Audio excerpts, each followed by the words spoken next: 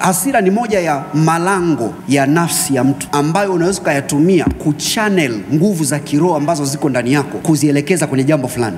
Ukichukia tatizo fulani likakukwaza kweli kweli, ukaliambia kwa jina la Yesu, out of this place, moka ukatupwe baharini. Inapokuwa ni kwa hasira ile ya ndani kabisa, maneno yako hayatoki mepesi, yanatoka yana weight, yana ujazo ambao sio wa kawaida. Moja ya sababu kwa nini unatakiwa kuwa na hasira na matatizo ambayo shetani analeta kwako ni kwa sababu tayari Bwana Yesu alishayalipia hayo mambo. Yaani kwa nini niendelee kuumwa wakati Yesu alienda msalabani na akanunua uzima wangu? It is illegal kwa huu ugonjwa kuendelea kuwa kwenye mwili wangu. Unapoanza kuangalia kwa hasira, unapoambia kwa jina la Yesu, out, toka kwenye mwili wangu au kwenye mwili wa mpendo wangu, kwa hasira hauwezi kubaki. Sasa wanasemaga toka, moto, fire.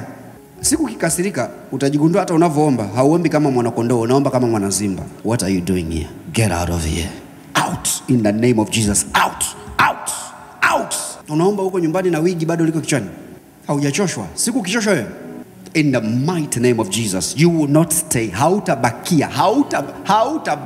Hautabaki. Lazima ung'oke ukatupwe baharini kwa jina la Yesu. Out. Hasira ni gift ya kiroho. Ni kitu cha kiroho ambacho Mungu amekuwekea. Unaweza kukitumia hicho kuchannel nguvu za Mungu zikakutoa kwenye jambo lolote ambalo unataka kutoka.